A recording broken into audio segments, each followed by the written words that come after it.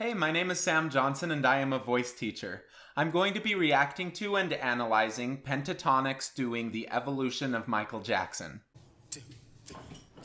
Oh, baby, give me one more chance.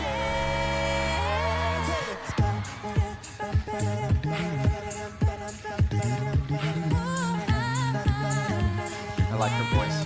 Come on, girl. When I had you to myself, I didn't want you around.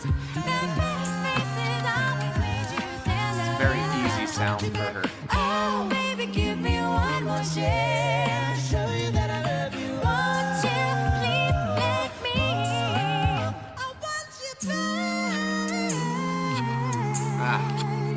Oh, no. A, B, C, as easy as 1, 2, 3. As simple as do, re, mi. A, B, C, 1, 2, 3. Maybe you and me, girl. You and I must make a path. We must bring salvation back. Where there is love, I'll be there. I'm kind of worried about him jutting his chin out a little bit. That's one thing that I would work on, just to make sure that he can make these sounds without this. Often, the greatest sources of tension in singing are from your jaw and from your tongue. And so if this is happening, I don't know what else that might be affecting that might be making singing a little bit harder. So just physically, that's something that I would look for to see if we could make a little bit of an adjustment. Bow, bow, bow, bow, da, da. Dancing, dancing, dancing. And jumps. Shake your body out to the ground. Keep on Got to the first, a don't nice stop. voice. Don't stop till you get enough. Keep on to the first, don't stop. Don't stop till you. I wanna I love his voice. I'll rock with you all night. dance to it. Sweet sunlight. He's starting up in a kind of flipped place for an effect, and then as he comes down, you can hear the moment where his vocal cords start coming together, where he like holds on to it again rather than having it be in this let go, flipped, falsetto-y head voice, like light head voice place. So you can hear as he comes back down, there's a little bit of a tonal shift, and that's what happens when your vocal cords go from a place of very low resistance to a place that has more resistance. Oh, that guy's cool. Billie Jean is not my lover. She's just the girl who claims that I am the one. But the kid is not mine. I like her voice because she's not pressing into it. She's actually not doing much with her mouth at all other than just keeping very spoken vowels. If you had her speak that line, it would probably be pronounced pretty similarly to how she just sang it. That's not always the case, especially when we get to extremes in the range, especially extreme highs, where people try to manipulate their words in order to sound a certain way. But generally, the way that we manipulate our words ends up hurting the singing rather than helping it. What she's doing is just letting it be super, super easy, and I love that. Don't you ever come around here. So when they see your face, you better disappear. The fire's in the eyes and the words are really clear. So beat it, Beat it, beat it. she wanna be starting something. Got to be starting something. I said you wanna be starting something. Got to be starting something. That's a cool chord. Looking out, yeah, across the nighttime. The city one of my waits a favorite Michael sleepless songs. eye. If they say why, hey, that it's human nature.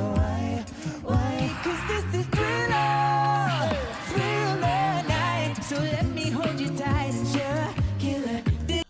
His voice is really cool. I don't think I've heard him sing or like watched him sing surprisingly before. It sounds so thin. It really doesn't sound like he's trying at all for these high notes. And whether his voice is just naturally higher, that does make a difference, but it's not the only thing. I think that pretty much anyone can learn how to sing high if you have a very thin and naturally light voice like this. It might turn out a little bit easier for these high notes. His doesn't even sound like a tenor's high notes though. It sounds so easy and spoken, and it's rare to kind of get that quality that high in a man's voice. Nice. Nice. I just can't stop loving you. I want to love you. Be right deep with the young thing.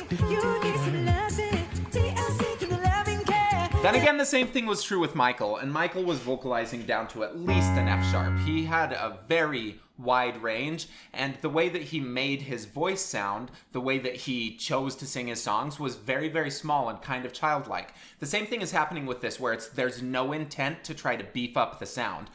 It's appropriate in a tribute for Michael. I don't think it's a complete imitation of Michael, what he's doing. It's got some similar characteristics, but it doesn't sound like he's trying to be Michael. He sounds like he's approaching the songs in a similar way, but still allowing it to sound like himself. I'll take you there. I'm bad, Shamoy. Hey, you know I'm bad, you know it now. Way you make me feel. Oh, Really turn me on. so gentle. You knock me off on my feet. Lonely days are gone.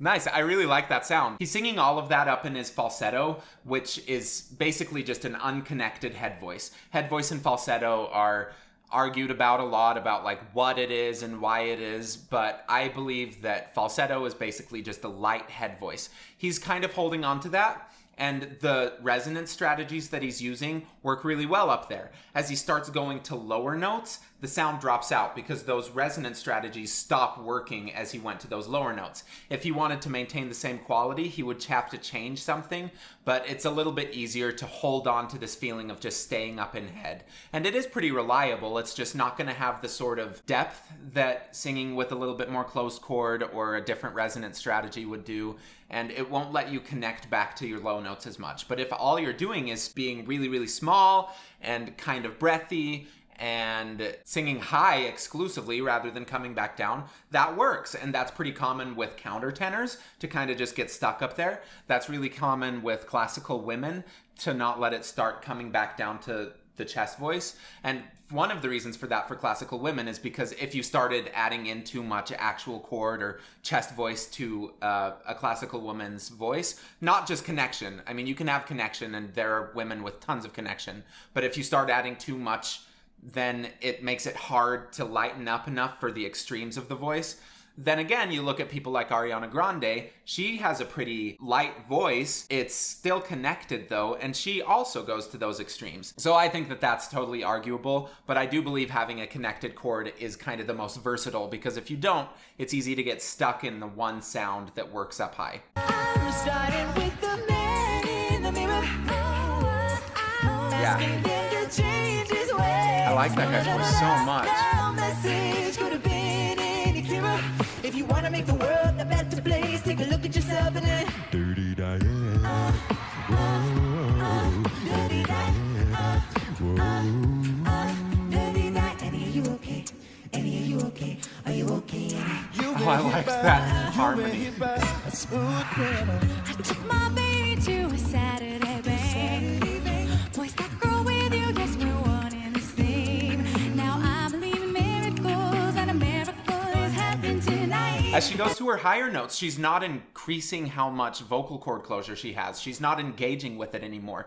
Her vocal cords are very happy right where they are, and so she's just allowing them to stay working like that. They stretch a little bit so that she can get to a higher pitch, but the amount of resistance that they have to the air moving through them is remaining pretty even. Because of that, her tone is actually really consistent. It's a combination of that even resistance, and a really even vowel, a very spoken vowel. If she started going to extremes with her vowel, those would pop out of the texture of the whole song. But she's not. She's keeping it right in this very moderate, easy to sing place. And if you're gigging a lot, and if you need to be super consistent with your performance, like you're on MTV Live, those are some things that are super helpful to keep that performance going. Just asking for it to be very, very consistent.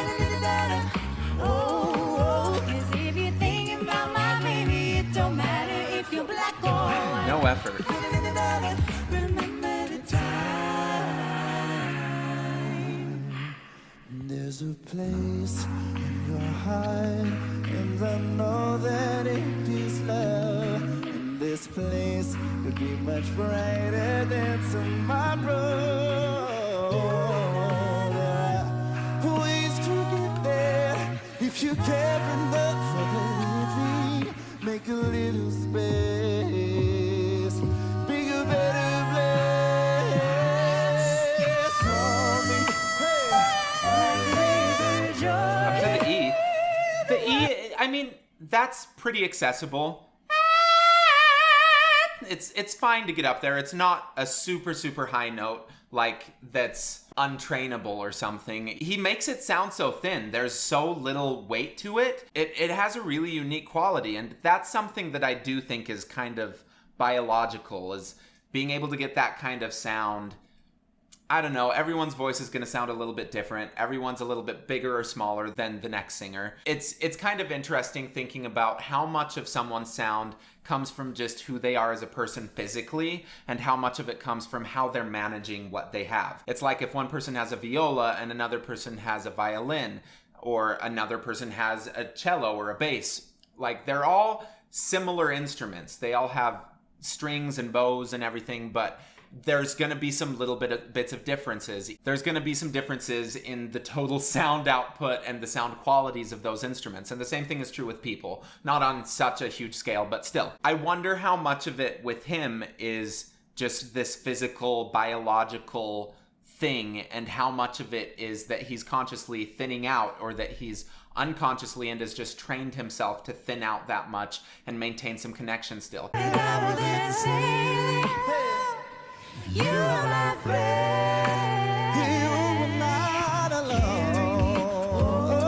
Like you are my brother. You are my mother. Love me like a Love mother. me like a mother. Will you be there? Not when you're So good. ways to get there. If you care enough for the living, make a better place for you and for me. That's a well-balanced chord.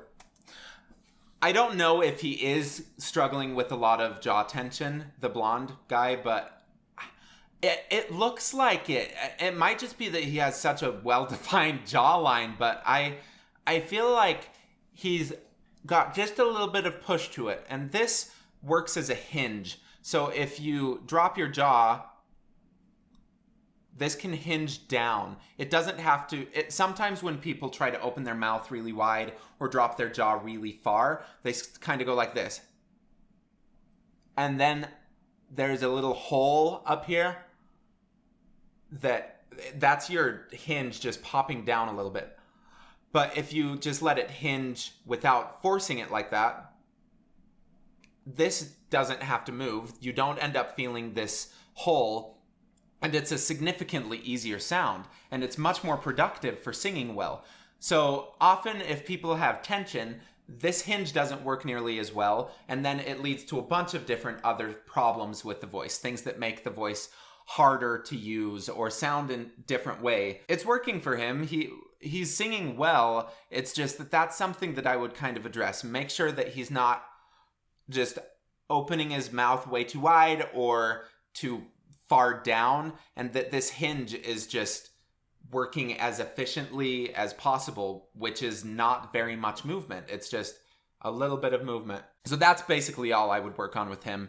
They're a really interesting group. I do like how spoken all of their voices are.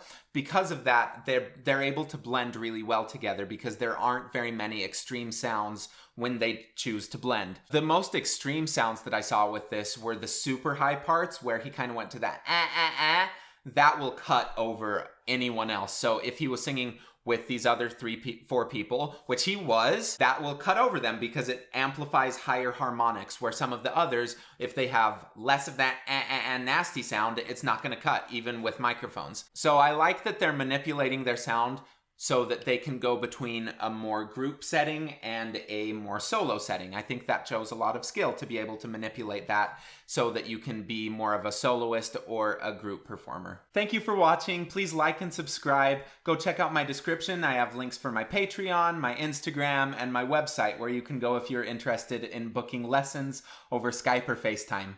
Thank you for watching.